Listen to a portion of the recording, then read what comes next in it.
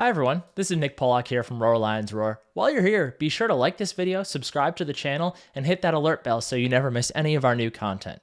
And if you prefer to listen instead of watch, make sure you check us out on your podcast platform of choice where you can subscribe and download each new episode.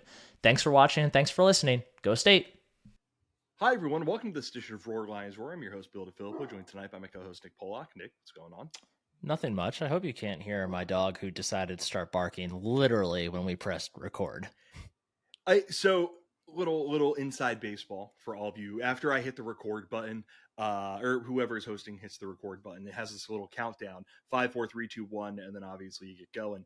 And the countdown here at like 0.5. Woof.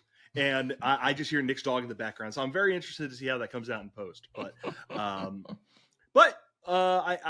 you're not here to listen to us talk about the ins and outs of podcast. You're here to listen to us talk about Penn State football. And Penn State this week has its home finale, its penultimate game of the season against Rutgers in Happy Valley. Scarlet Knights coming in as one of the better stories in the Big Ten at 6-4, 3-4 in conference play. They're going to be going bowling this year under Greg Schiano. And before we do that, obviously Nick wasn't on our recap for the Michigan game, and obviously a lot has happened in between the Michigan game and where we are today. So just generally, I think the way to start, Nick, is that on the heels of the Michigan game, on the heels of Penn State failing to beat Ohio State and Michigan again, on the heels of Penn State, ending this year probably in third place in the Big Ten East, on the heels of Mike Yurcich getting fired, just generally, how you feeling about things? Yeah, I think I know that Franklin's offensive coordinator hirings since Joe Moorhead have not exactly worked out the way that we all and fans in general would have wanted. But when it comes to coaching decisions in general, I'm still pretty comfortable trusting that what Franklin decides is the best decision. So in the case of the timing of this, of firing Yurcich, like if that's what Franklin thinks is best for the program, I'm down for it. Like I think it's absolutely worthwhile to get if they know it's not going to be the fit for next year, like, yeah, why keep him around? You can beat Rutgers and Michigan State without Mike Yurcich. I feel pretty confident in that. So why not give yourself a head start on finding the next guy, whoever that is, and we'll talk about that a little bit. But yeah, the bottom line is they scored 27 points in Ohio State and Michigan games combined. That's just not good enough. And that Washington, Ohio State and Michigan both have very good defenses, and I don't think that we should discount that. But at the end of the day, like that's not good enough. This was a great chance for Penn State to make a move on both of those teams. And while I don't think Mike Yurcich deserves to shoulder all of the blame here, I think there's, I will always be the last person to call out players, and I'm not doing that here. But Drew Aller has gone through growing pains, and it's that's not all on Yurcich. Like I think it's unfair to place the entire blame of the struggles of the offense on him solely. But in the end, that's his job. His job is to get that side of the ball moving, and they, even in the games where they scored a whole bunch of points this year, the only one I can really say where I thought the offense looked, for the most part, like a really strong functioning unit, where like if you take that snapshot of them and move them into a game against any other opponent that I feel like could be successful, was the Maryland game. Like even the early season blowouts, like it didn't really ever feel super smooth this year with the Yurcich and Aller relationship. It just kind of felt clunky, and they just kind of out-talented teams. But I feel optimistic about what is coming next for Penn State, so there's that. Yeah, it's and I think this is a good time to ask. We got we got our a collection of questions off of Spotify, Twitter, whatever, that we're going to ask throughout the course of this podcast. And There's one that you wanted me to ask, Nick, that came from before the Michigan game, and it came from Christopher Wilman Bunge off of the Q&A feature that you get off of Spotify. If you use Shout out Spotify, you can, Christopher, a frequent yeah. Spotify question listener. We do And see they're them all. always Thank you. and they're always very good. Like it's certain, like this one certainly made me think. And obviously, for any of our listeners, if you use Spotify, they have the Q&A feature. You can hit us with questions there. We can answer them here on the pod. And Christopher's question here was from before the Michigan game. Hypothetically, say we lose to Michigan, also in a similar fashion to what I presume is the Ohio State loss.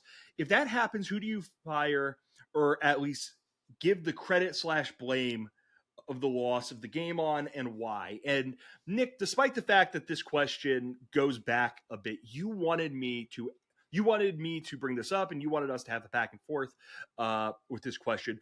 How did you kind of want to twist this question so we could talk about Penn State's current situation on the offensive side of the football? Yeah, I think it's just this question presents a good chance to, talk about why it's not like the issue isn't just Mike Yurcich. Like, there's only so much you can do as an offensive play caller when your receivers don't get open, when your quarterback is not identifying blitzes quickly enough and not being able to make his reads quickly enough, when the offensive line, one has probably undergone more different starting lineups than you would have expected coming to this year with that rotation on the interior guys. But there, I think it's just a good chance to remember that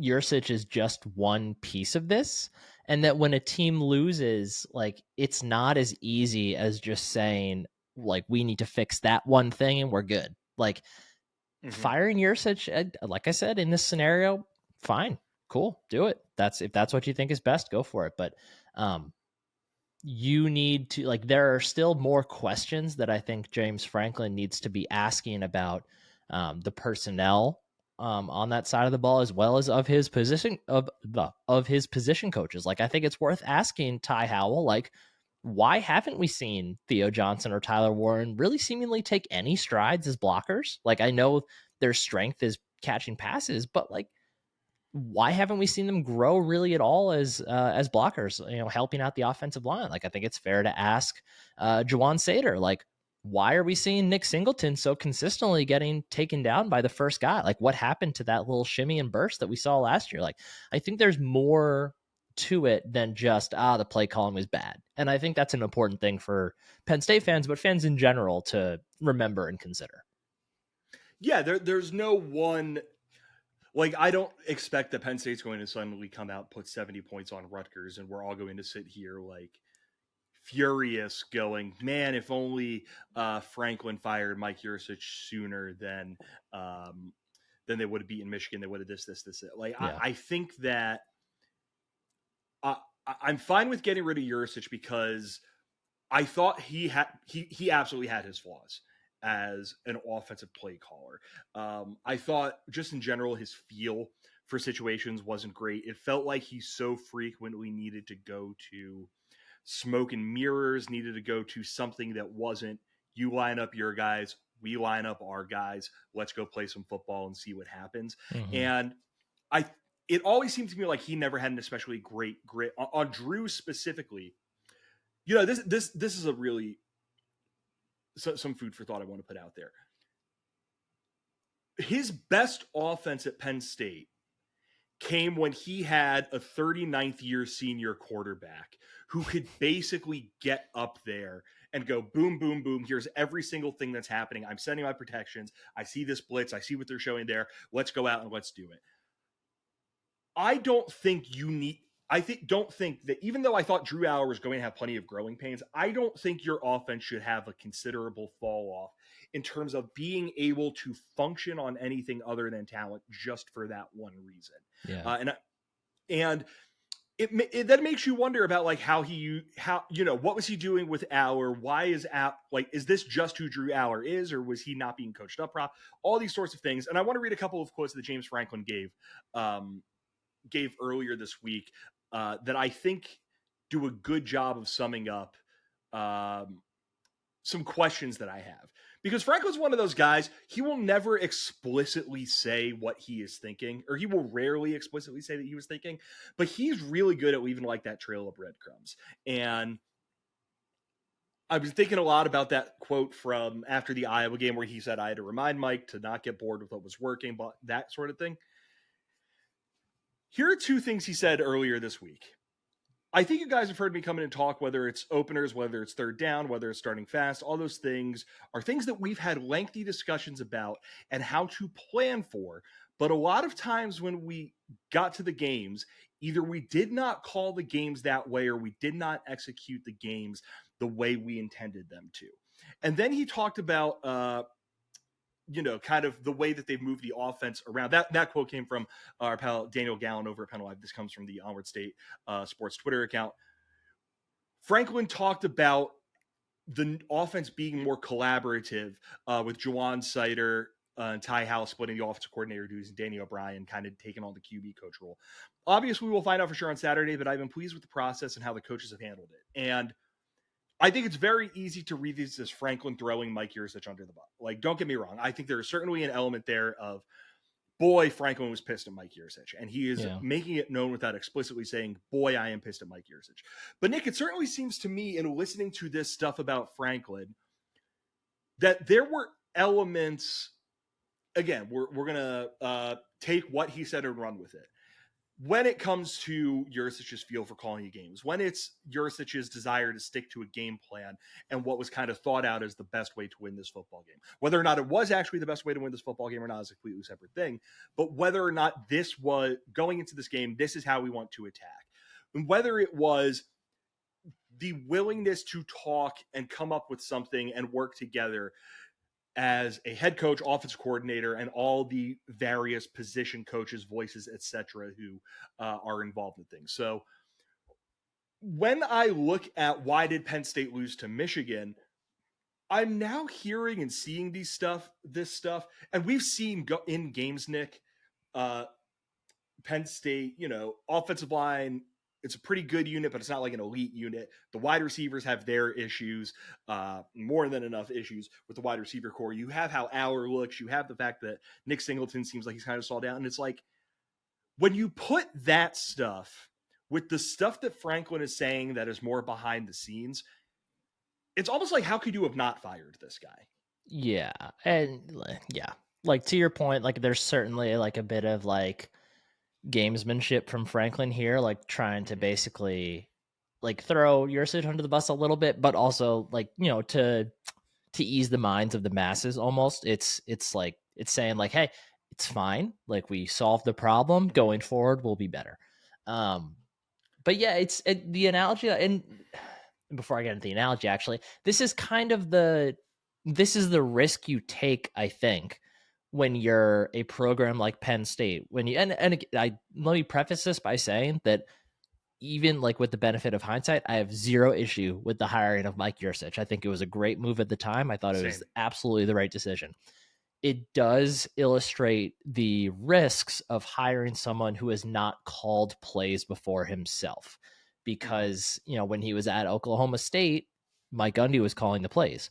When he was at Ohio State, Ryan Day is calling the plays. So, like, this is the first chance he really had to be that head coach of the offensive side of the ball. And to that point, we don't actually really know if Franklin gave him kind of that offensive CEO type of power that he did with, for example, Joe Moorhead. So maybe that's something as well. But it's here's the thing. I will just parrot something that that Christian Hackenberg said on the Pocket, the podcast that he hosts. Their episode this week was very, very good. Wonderful podcast. I think Christian Hackenberg would know better than most about how James Franklin handles his offense. And he basically said that, yes, he's under the impression that Franklin is now like, this is your unit, go ahead. And like I believe Franklin has even said like he's involved in game planning, but once we get to Saturdays, maybe he'll say, here's the thing I'm thinking, here's the thing I noticed, etc. But it's on you. Yeah. So yeah, I mean, presumably he did have that power, but like I was saying, like this is the risk you run hiring a guy who very clearly very bright offensively. Like he spent time with some of the better offensive minds in the sport. Obviously he knows what he's doing. There's a difference between having really great offensive ideas and being able to call a really great offensive game. It's like the difference between like why a random person can be really great at Madden but can't actually go out there and coach a high school football team. It's just different. And that's not to say that Mike Yurcich at some point in his career won't figure that out. Like this is absolutely going to be a great learning experience for him. I fully expect him to end up back in an offensive coordinator role at some point in the future. But they took a shot and it didn't work out that way. And that's just the risk you run.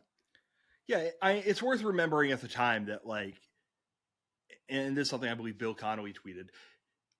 At the time, Penn State hiring Mike Yurcich was viewed as a home run move to get you up to the big leagues, the sort of thing that Penn State just hadn't done in the past.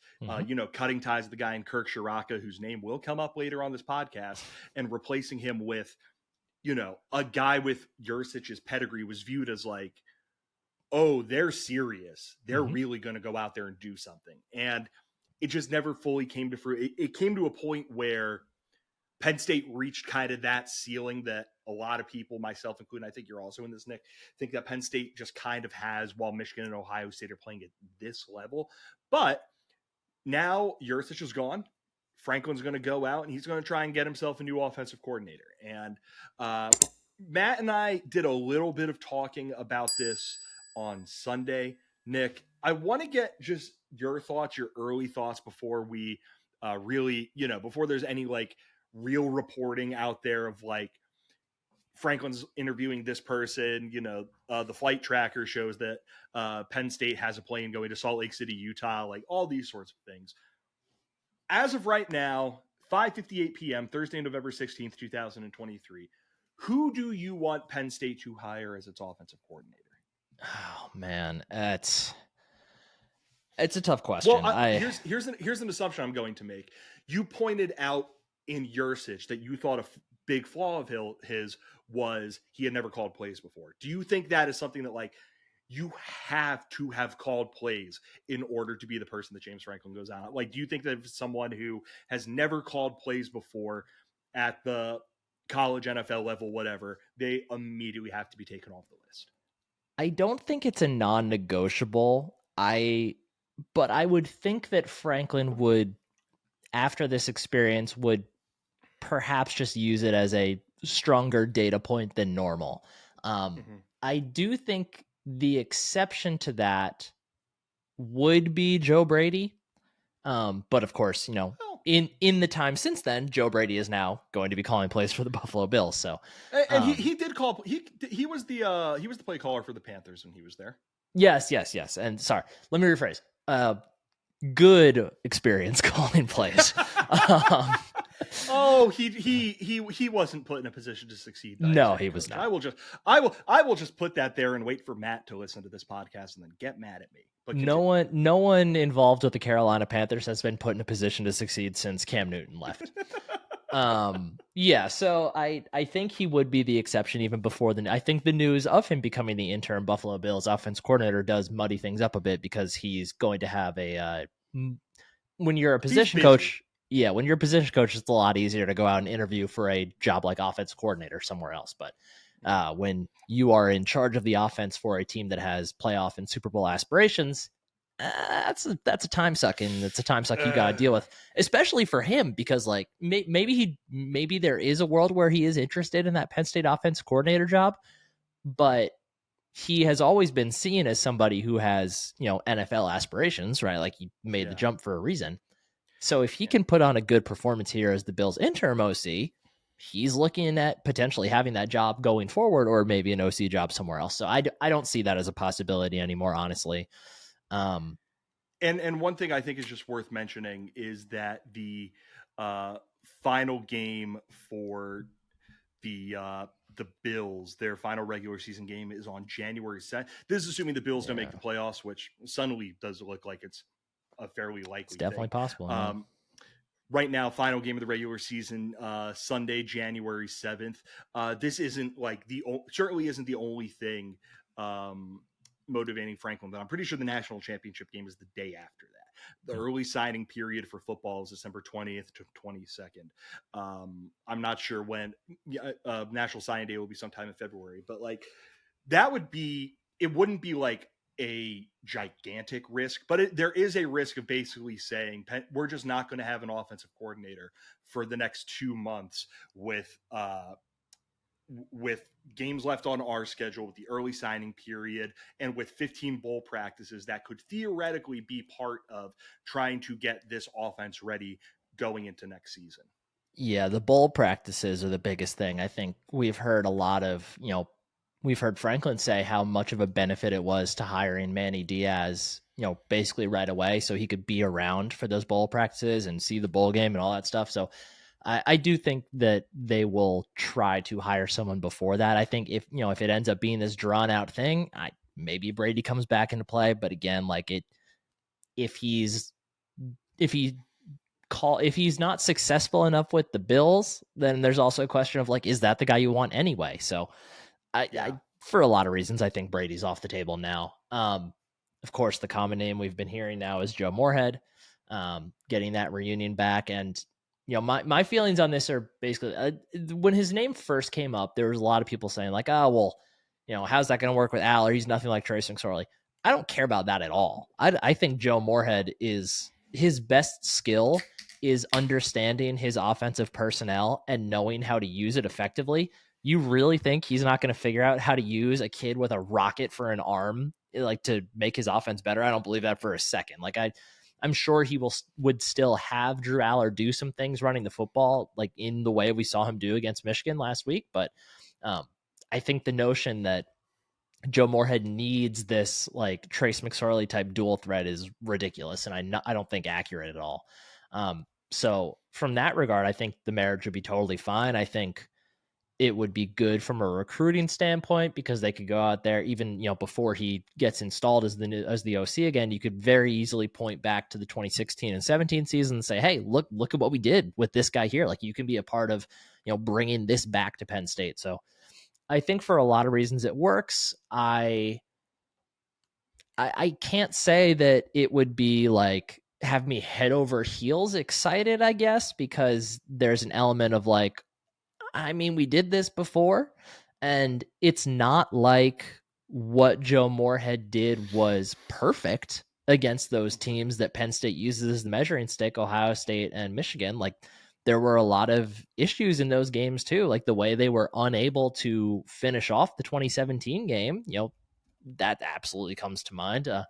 But I would guess at this point in time, he's probably the favorite if he wants it. And I think that's a big asterisk too. Like, does he want to come back to State College and, do this again? I would guess it like State College is a pretty comfortable place to live overall. He has familiarity. I would think he'd be okay with it, but who knows? Maybe he likes the freedom of getting to do with Akron, whatever the heck he wants to do with Akron. So, I think he's probably the leader in the clubhouse. I'm cool with that. Like if that's who Franklin wants, that's fine. But that's kind of that's what it distills down to me. I still trust whoever Franklin hires. I'm going to trust is the right choice for the job because I think Franklin knows too that this is probably the most important hire he's made since he got to Penn State.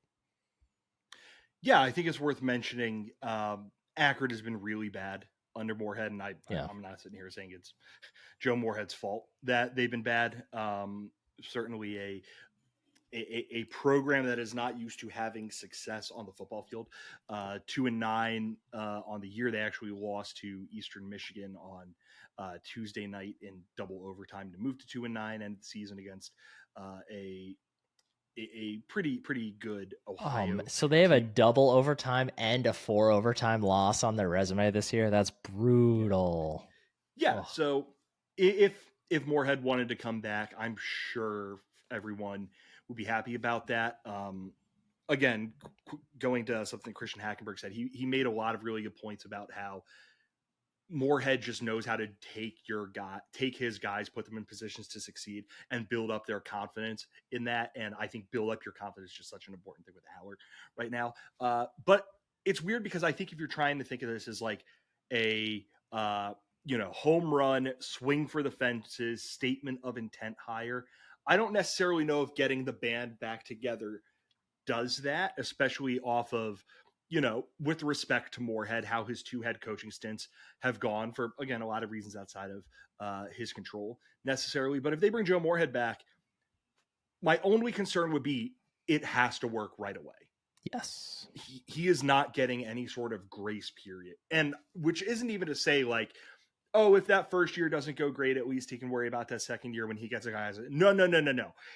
You need to win and win big right away if you are bringing Joe Moorhead back. And a big reason why you're going to bring him back is his familiarity with Penn State's program. So I think I would probably, at this point, I'm more open to Moorhead than I was at the very beginning. And then I think that factor you just brought up too is something that is relevant also when it's not just relevant for talking about like why Penn State should think long and hard of this. It's also relevant for why Joe Moorhead should think long and hard about this. Like he was very clear, like he was the offensive coordinator at Oregon. He did not have to take the Akron head coach job. He could have gotten a better job. He could have stayed at Oregon and he could have probably stayed one more year, gotten a better job. If he had just, he could have been the guy that Oregon hired after Mario Cristobal left. Yeah, like there were different opportunities he could have pursued, but he was really adamant he wanted that Akron job because it was comfortable for his family, it was closer to home, all that stuff. And not that State College is super far away, but like let's say he comes to Penn State, things go poorly, Franklin gets fired, and that means Moorhead gets fired with him in all likelihood. Where does that leave him now? Like now he's back in this place he didn't want to be. Like he specifically took a job because it was comfortable and is probably a job that I don't see Akron firing him, like unless they really bottom out. So it's definitely a consideration on his side too. Yeah. And then last night I realized that former Minnesota Vikings, Seattle Seahawks, Detroit Lions, Jacksonville Jaguars offensive coordinator, current Miami Dolphins quarterbacks coach and pass game coordinator, Darrell Bevell actually coached with Franklin with the Green Bay Packers for a year. So that's it. That is my official pick for the really big boy hire nobody sees, Darrell Bevell. And now that I said that and made Nick think about Bevell also went to Wisconsin, Big Ten born and bred. He's from he was a big name. He's been a big name a couple times when Wisconsin's had to look for a new head coach. His name always comes up. Do you remember when remember when Greg Roman was like viewed as someone who could be Penn State's head coach? I maybe Greg, who knows at this point. It's a lot of weird stuff. Whoever it is, make sure they keep Danny O'Brien around because for whatever reason he just appears to be the greatest GA in the history of football. But, let's move on. And before we talk about Rutgers, let's pay some bills. Nick, it's the holidays are coming up. Did you know that? Did you know that? I did. The holidays are coming. Yeah. And do you know what I plan on doing for the holidays? One thing I plan on doing is purchasing people some gear from Home Field Apparel. Home Field Apparel, longtime sponsor of our podcast. Ever since we decided to go podcast only, Home Field's been nothing but great to us, nothing but great to Penn State fans, nothing but great to fans of a lot of different other schools. If you ever go onto Home Field's website, you can see they have tons of stuff, tons of different kinds of merch for Penn State, but also tons of different kinds of merch for other schools. So if you are listening to this and you're not a Penn and you are not a Penn State grad, but you're a grad of another school and you just love Penn State football, if you are a Rutgers fan listening to this because there's a Rutgers preview coming and you want to get some Rutgers merch or whatever it might be, Home Field almost certainly has something for your school. Their stuff is really cool. It is really unique. It is really well thought out, and it looks different from the stuff that you can get, off of Dick's Sporting Goods website or from a place in your college town, whatever it is. So if you are interested in purchasing something from Home Field Apparel, use the promo code RLR23 for 15% off of your first order if you're a first-time customer. Again, first-time customers use the promo code RLR23 for 15% off of your first order at Home Field Apparel. Thank you again to Home Field Apparel, and thank you as always to Home Field Apparel for sponsoring the podcast. And Nick, let's get back to talking a little bit of football. Let's talk about what Penn State has on the horizon. A a school with which you and I, as two natives of the great state of New Jersey, are rather familiar. The mighty Rutgers Scarlet Knights coming into this game 6-4, 3-4 in conference play. I think this game is not going to be fun. What about you? I think there will be a stretch of it that is not fun, but I still think Penn State is going to end up winning this one pretty comfortably in the end, honestly. Okay. I what I would basically say is that this Rutgers team, I think, is kind of designed to annoy the hell out of Penn State. And part of the reason I say that is because this Rutgers team annoyed the hell out of Ohio State and Michigan for a half in each of those games. Michigan went into halftime against Rutgers with a 14-7 lead. They only got to 14 on a touchdown with 1:41 left in the first half. Ohio State actually was trailing Rutgers at halftime 9-7. And you know, should we're have been able more. to go out. Yeah, should have been more. We're able to go out and eventually turn things around in the second half. Rutgers is actually coming off of a pretty gross loss to Iowa and Kinnick, and now they have to come back and go to Happy Valley. And Nick, I want to start with the side of the ball I'm not worried about at all. The side of the ball, I don't want to say not worried about at all, because if you're Penn State's defense after last week and after both of their big games where the defense did every single thing that could have possibly been asked of them, do you have any concerns of a letdown of, well, you know, there's just, you know, nothing here for us anymore? Or do you think Penn State's defense is going to come out and go, oh, we're really going to take it to a Rutgers offense that is not especially good? Yeah, I certainly wouldn't fault them for the former. They've put in two of the better defensive performances that we've seen from my Penn State team in the last 15 years. In their two biggest games of the season, the offense let them down twice. So there's certainly grounds for them to be frustrated.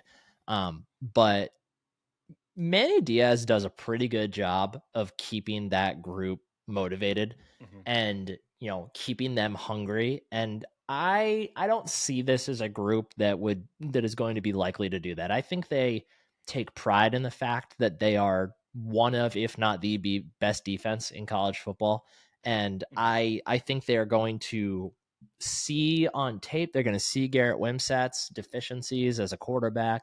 They're going to see, you know, they're going to see the body blows that they have taken. I mean, if we look at Rutgers, we know they just lost to Iowa. So they just played in order: Iowa, Ohio State, and then Indiana, Rutgers, or Indiana, Michigan State. But so they faced two extremely tough defenses the past 2 weeks, and now you have to play Penn State. It's like, if I'm Penn State's defense, I'm probably looking at that, licking my chops a little bit, being like, oh boy, those boys are down bad right now. We really have a chance to go just really have some fun on that field.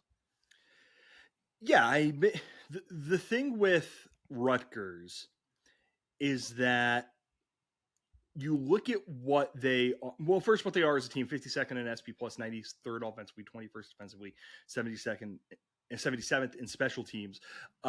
They can't throw the ball. They're just not good throwing the football. Gavin Wimsatt, a talented prospect, came into college with a lot of hype, but he's completed 48.2% of his passes, 6.1 yards per attempt, 8 touchdowns and 6 interceptions. Where their kind of bread is buttered is in their ability to run the football. Kyle Monangai leads the Big Ten in rushing yards, one of the best running backs in the Big Ten, 181 carries, 942 yards, 5.2 yards per attempt, 7 touchdowns. And then Wimsatt, 89 carries, 409 yards, 4.6 per attempt, 7 touchdowns. They have a couple other guys they'll fold in, but it's basically those two. And something really interesting about this Rutgers team, two things that are really interesting about this Rutgers team to me. One is that 60.66% of their plays on offense are runs, which is the 9th highest mark nationally. And Penn State is coming off of a game. Penn State's defense is coming off of a game against an offense that basically did this to them, that tried to do this to them.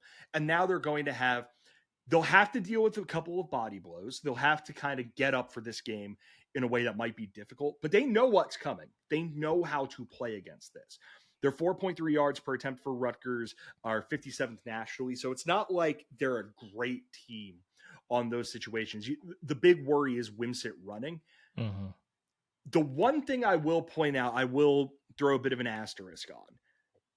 They don't exactly have their same receivers as the greatest show on turf Rams, but yards per attempt as a team, sixth, that is 119th nationally. Yards per completion as a team, 12.7, which is 39th nationally. So when they complete passes, even though it is not a particularly common thing, they are going for big gains. Wimsatt doesn't get sacked. I think that he's seventh national. Rutgers is seventh nationally in sacks allowed per game. So you look at this, Nick, and I could just this is a very easy game state to kind of view.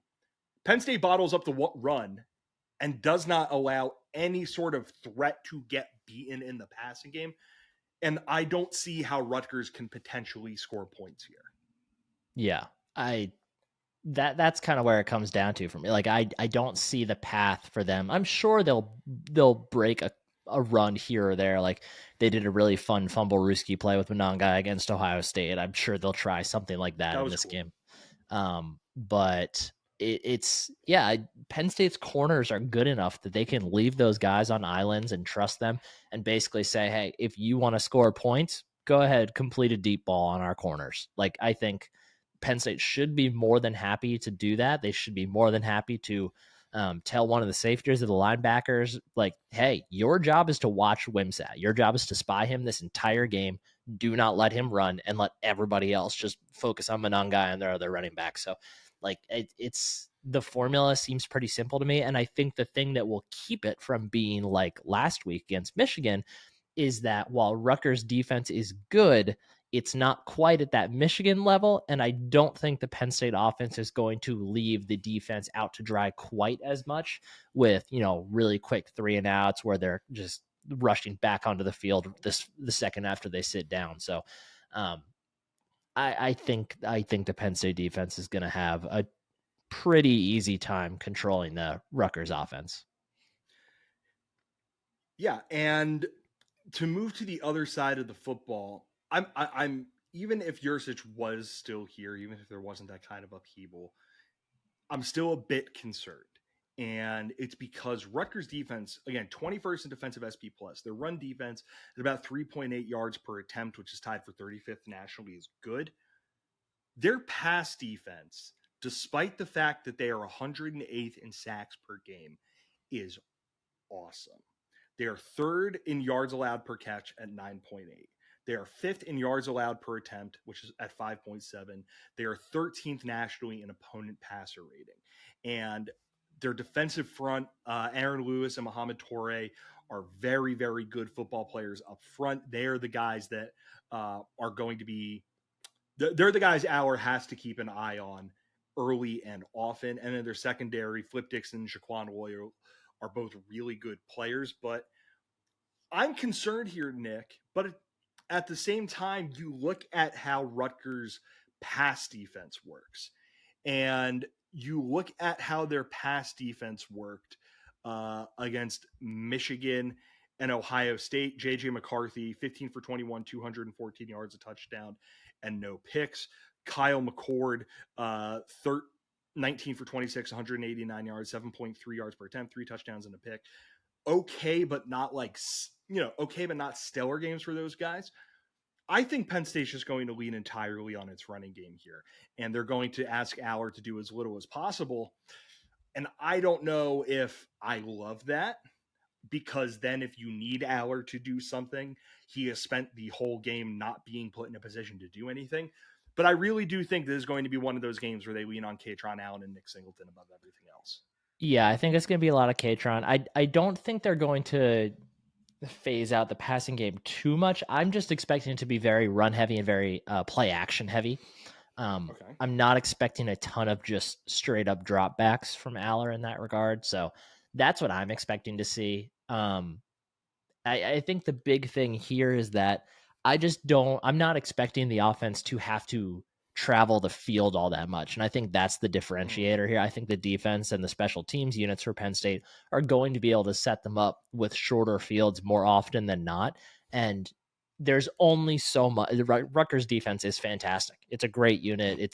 Greg Schiano has done really great things with that Mhm. program in a really pretty short amount of time. Like I was talking to a Washington fan, and they were like, okay, so as part of this like conference realignment, can we just bring Oregon State and Washington State with us also to the Big Ten and kick out Maryland and Rutgers? I'm like, I can see why you think those are the teams to kick out. Those are not the teams to kick out of this conference, right? Like Yes. Rutgers, that's not what Rutgers is right now. Like if they could score, that would be a dangerous team. Um, but ultimately, I think like it's a great defense, but they're going to run into the same problems that Penn State ran into against Michigan and Ohio State. There's just and it's the same problem they've run into all year, right? Not all year. They only lost 4 games, but in their 4 losses, like you can have an amazing defense. It's just not enough on its own in the current day and age of college football. And I think Penn State's talented enough to get in the end zone enough early. Like this very easily could be like 10-7 at halftime, something like that. I wouldn't even be surprised if Rutgers was winning, honestly, but it's just going to be a body blow Mhm. theory over time, I think. Yeah, and I actually look back to last week when they played against Iowa. Iowa not exactly known for its good offense. The Hawkeyes 9 for 18 on third down, 2 for 2 on fourth down, 402 total yards, 223 yards through the air, 7.2 yards per attempt, 179 yards on the ground, 3.9 yards per carry. I don't think Penn State will throw the ball that much, but we have seen that you can move the ball a little bit on this Rutgers team, which again, it's going to be really well coached. It's going to be fired up. It's going to want to try and knock off a top 15 team, especially one like Penn State, where there's always just going to be that little bit of bad blood between Penn State and Rutgers. But I think that going into this game, Penn State's offense, it's obvious something just wasn't right in the last couple of weeks. And Mm-hmm. this is going to be a really good example of whether or not they were able to kind of figure those things out. And I think that leads into Nick. What players are you watching? If you want to name anyone on defense, by all means, name someone on defense. But on offense, particularly, who are the players that you're watching for Penn State in this game? Who are the ones that you think are going to uh, who you think are going to be able to provide some kind of a spark, have some kind of a big game? And, if we're in that scenario where it's 10-7 Rutgers at halftime, are able to come out and just kind of, take control of this game and help guide Penn State to a win. Yeah. So it's the cop out answer, but it's true for me. Same. Because you gotta see how he responds to he was recruited by Mike Yursich. He's known Mike Yursich for a while now. He's a 19-year-old kid. There is absolutely no scenario where he doesn't feel some responsibility for the fact that Yursich is now gone. And whether that's fair or not, I want to see how he's able to handle that mentally and what that kind of looks like on the field. Because even though Penn State can win this game by primarily running the football, I think they're going to need Allo to throw a little bit. Like you can't, Rutgers defense is too good to get away with not throwing the ball at all. Mm-hmm. And I think that, they are going to ask him to do something because this is also still evaluation time for Drew Aller as well. Like they need Exactly. to see more from him the rest of this season in order to help prepare for next season. They need to continue, uncovering more about like what is Drew doing in scenario A, scenario B. Like they need to learn more about him in these live scenarios. So I don't see them. I don't see them stopping the pass game altogether in lieu of the run. The other person I'm watching, not a player, I want to see how Juwan Sater and Ty Howell call this game. Mm. And this is actually one of the reasons why I think Penn State's going to end up being just fine in this game is because for Rutgers now, you don't really know what to expect in terms of offensive play calling. And not that what Yursich did was terribly fluid anyway. It probably wasn't all that easy to game plan for him, honestly, because it seemed pretty random from week to week. But you have no idea what Juwan Sater and Ty Howell are gonna do. Like you have no idea what they're gonna push. Like you have the inclination, like, oh well, Ty Howell, he's a tight ends guy. Are they gonna throw more to the tight ends? I don't know, but So I'm interested to see how those two end up calling the game, and it's also going to be indicative of like we assume that Sater or Howell are not too high up the list of candidates, but this will also be a really good indication of should they be, like, this is the start of their audition, so Yeah, something to consider. yeah. I'm going to say Aller as well, and everything you said about responsibility is 100% true. I also think I think back to after the Ohio State game where the kid was in tears, Mm-hmm. and it was clear that that performance did something to him. And he went out there and he faced the media, God bless him, and said, I never want this to happen again. I never want this kind of game to happen again. And then he came out in the exact circumstance where he he could have had his breakout game. He could have had his game to announce himself on the national stage, and he was just as bad. His Yep. QBR liked his Michigan performance a bit more.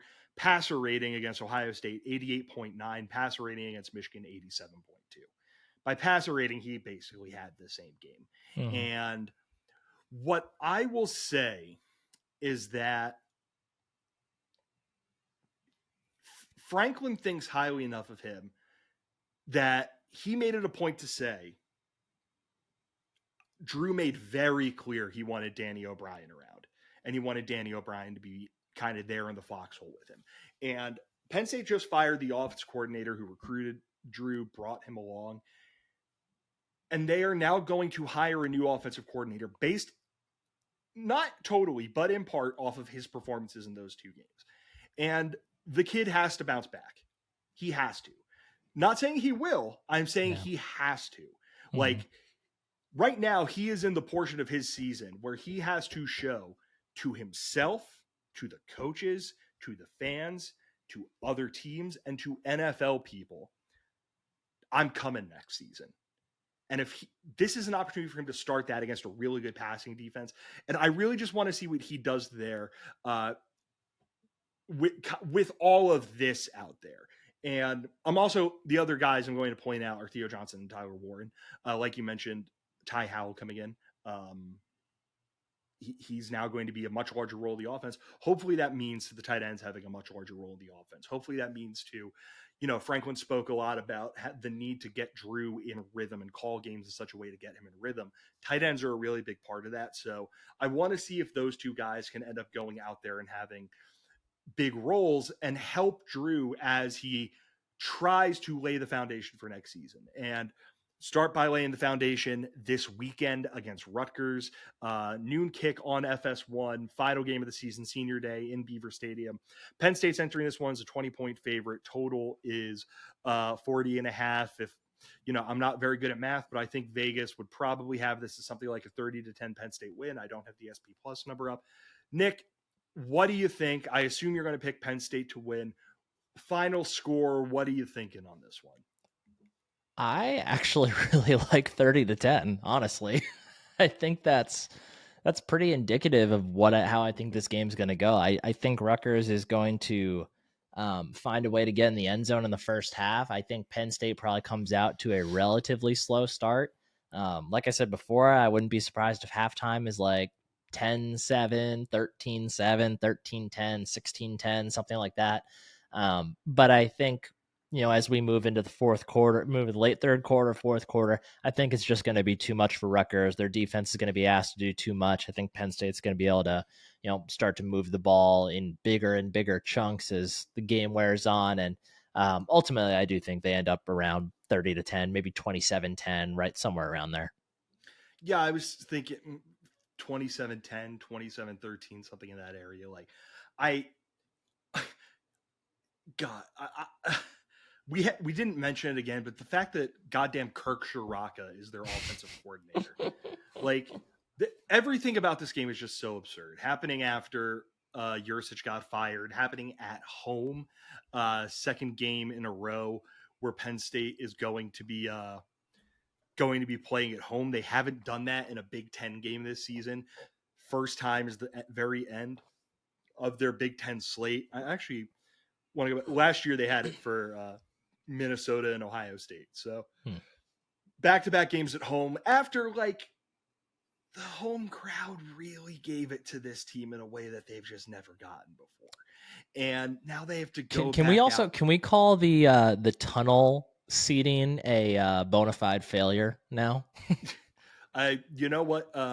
Tell me about the NIL situation, how it's impacted by this, and I will then tell you if it was a bona fide. But yeah, like just a really hostile environment. Are people going to want to get up for this one? Are fans going to want to get up for this one?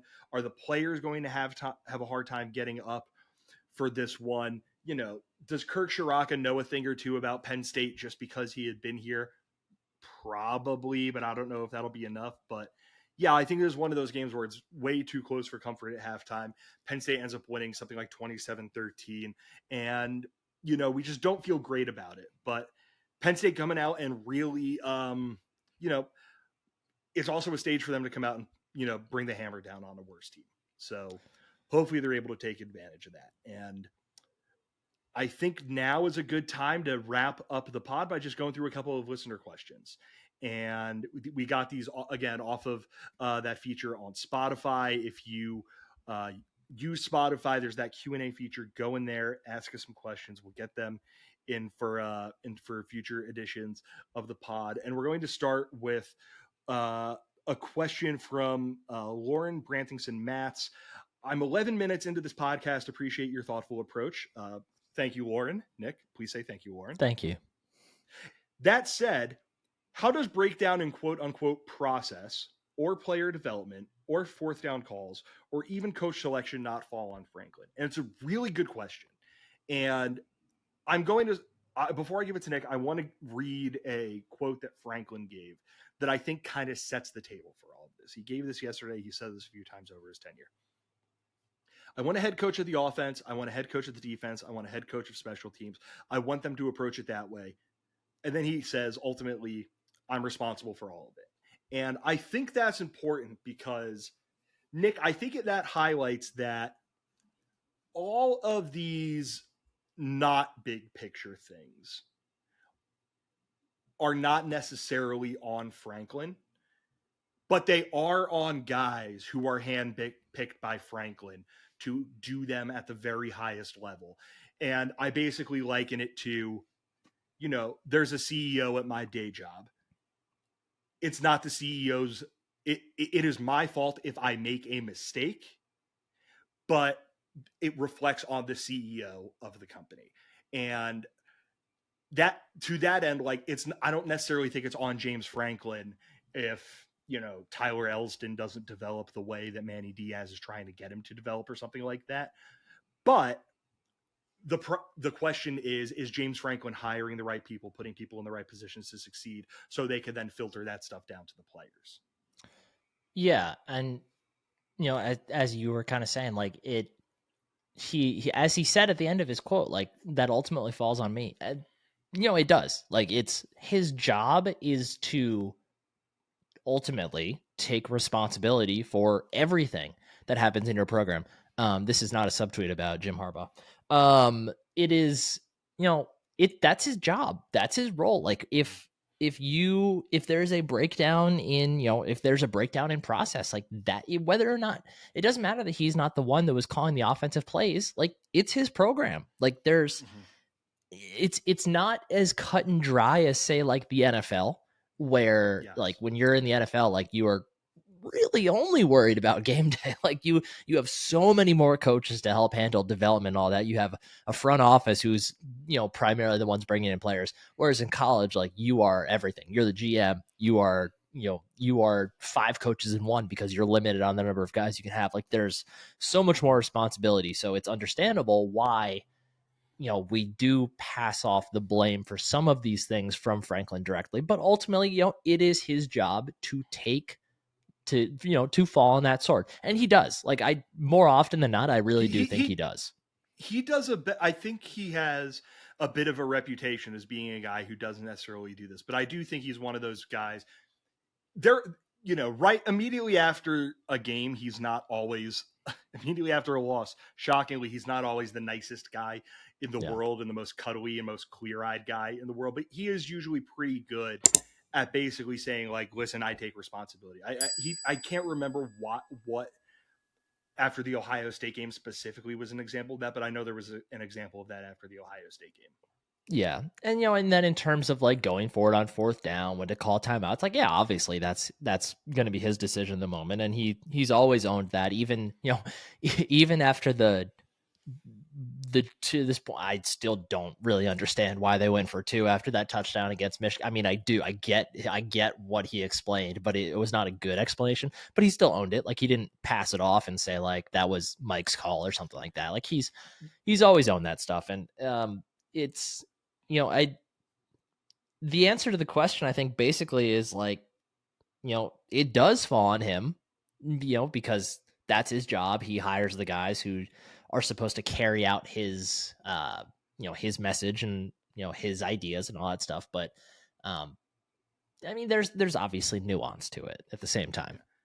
It's a results-based business. And um, I've always had a bit of a theory. It's a pet theory. It's not, it might be total nonsense that for whatever reason, bad offense gets blamed on the head coach and bad defense gets blamed on the defensive coordinator. Mm-hmm. So I'd be very interested in how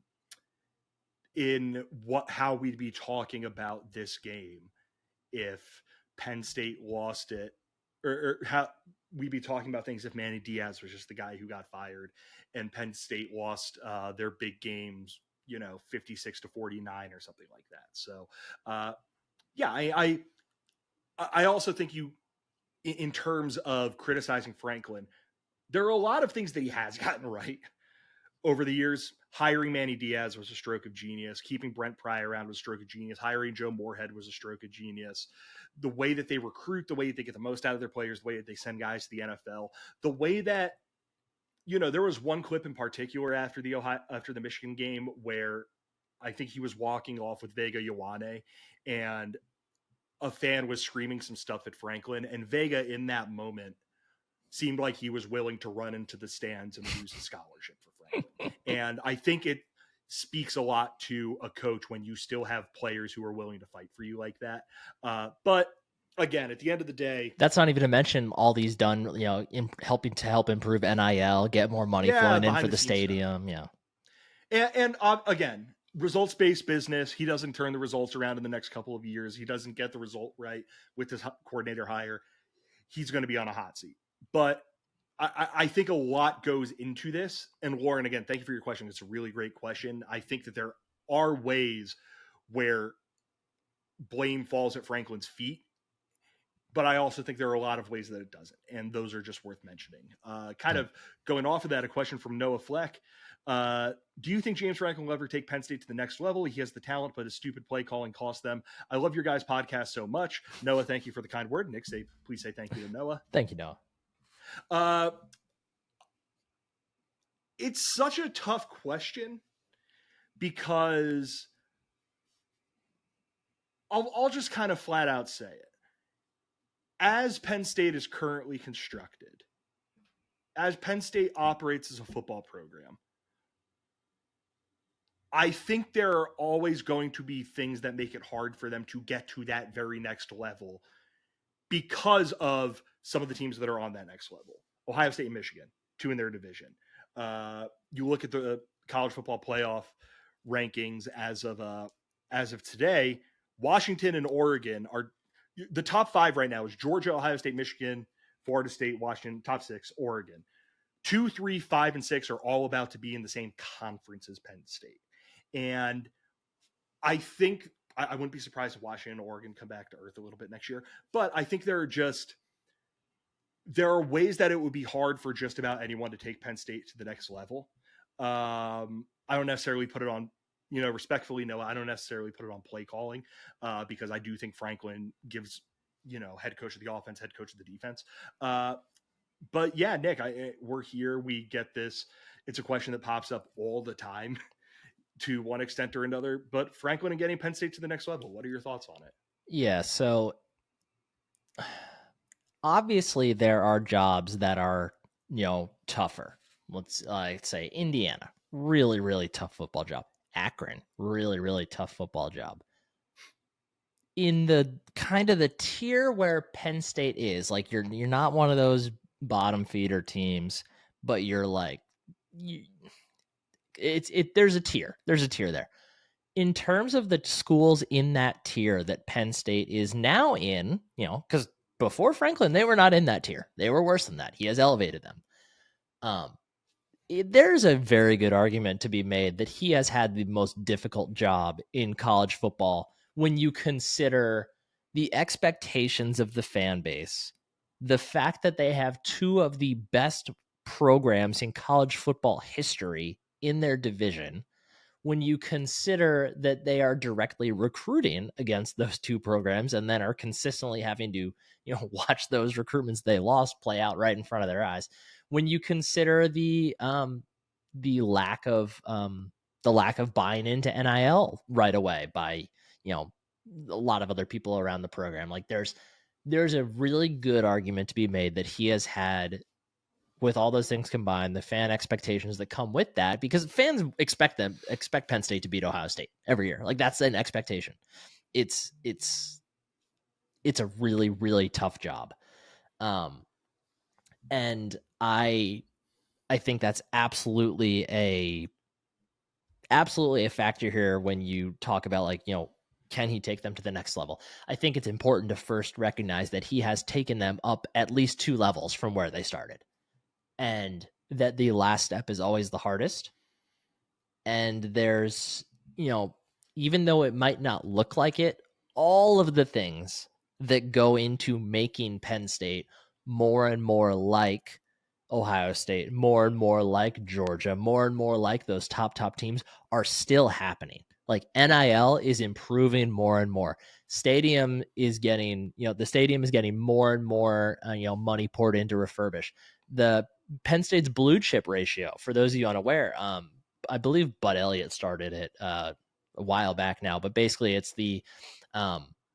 just the percentage of your roster that was 4-star kids or better. Next year's roster for Penn State is going to be the highest mark I think they've ever had. I believe I saw Pat Corbo tweet that. I think next year that's going to be like 64% of the roster or something like that is going to be 4-star or higher. That's the highest Franklin's had.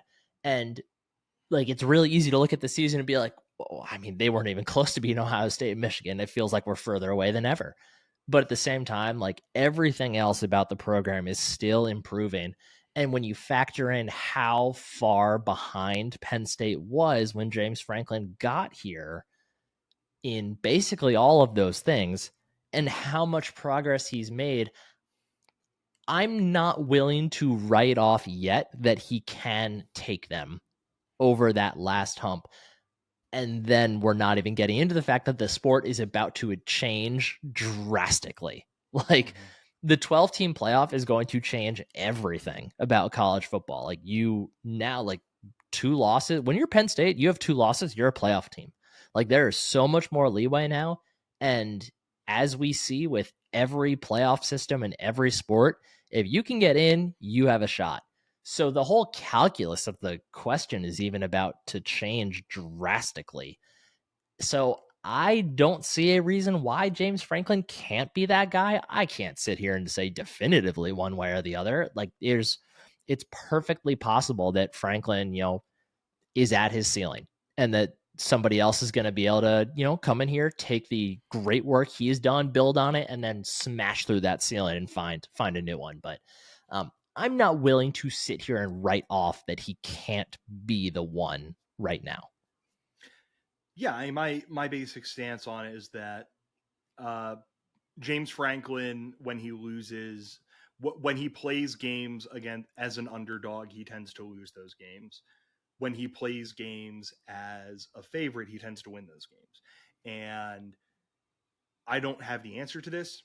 Maybe he's not the guy to answer this question. Maybe it's somebody else. I don't know. But how do you make it so Penn State is going into those games and they're not underdogs, that they are universally viewed as just as good on both sides of the ball, if not better than those other teams? Hopefully this new offensive coordinator kind of takes a step in the right direction towards answering that question. Final question. Started the pod with an older question from Christopher Wilman Bunge. We're going to end with one that came from before the UMass game. And so the record numbers here are going to be a little bit off. But Franklin, 3-5 against Michigan and Michigan State, 1-7 against Ohio State, 2-13 against top 10 teams. Now it would be 3-6, 1-8, and 2-15 respectively. With Big Ten Conference expansion, parenthetical RIP Pac-12, do you think he will improve on those stats or do worse? And Nick, I'll give you a second to take this because I have a take here that I think a lot. I know Matt is going to hate it, but I want to hear your thoughts on this first. I think that it's a really tough question to answer, right? Because we don't know what teams are going to be ranked in the future. I think the possibility exists for Penn State to have more opportunities to improve on that than they have had in the past. Because the biggest thing holding the reason I hate this top 10 Franklin record thing so much, like, call it what it actually is and just say James Franklin's record against Michigan and Ohio State. That is a far more accurate reflection of what we're talking about, because you can't compare James Franklin top 10 wins against,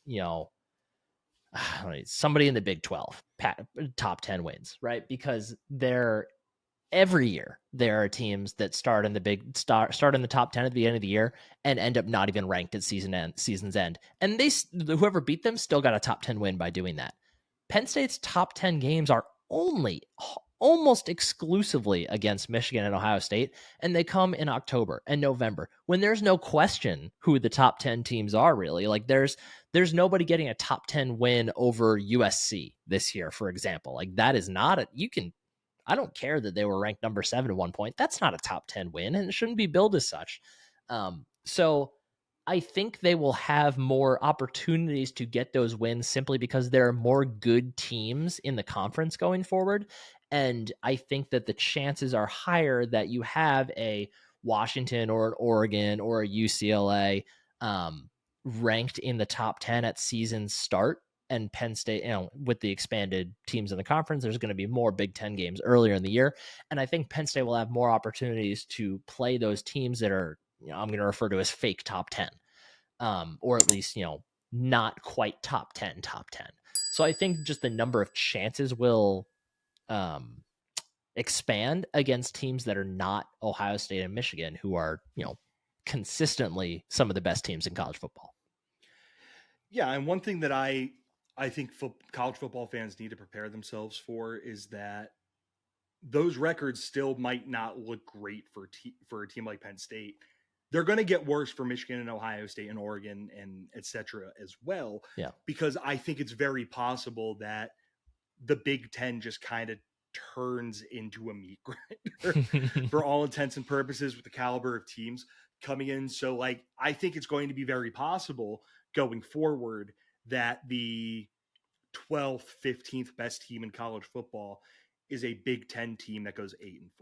Mm-hmm. And looking at this through the lens of those new teams are coming in, USC, UCLA, Oregon, Washington, I think it's very possible that, Penn State plays, splits games against those teams, loses to Ohio State, loses to Michigan, again, sits there at 9-3 and is like the 8th best team in the country pretty universally.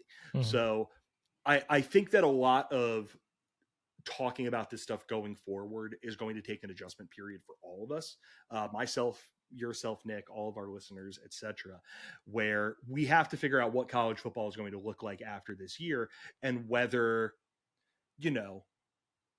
even something like going 11-1 instead of now being like, that's a really good thing. Good for them. That is awesome. Glad they did it. It's now like, going 16-1 in the NFL or 15-2 or something like that in the NFL. So yeah, I mean, we've gone on long enough. We've taken up enough of your time. Nick, anything to say before I send the people into their weekends? Let's have a nice bounce back game against Rutgers.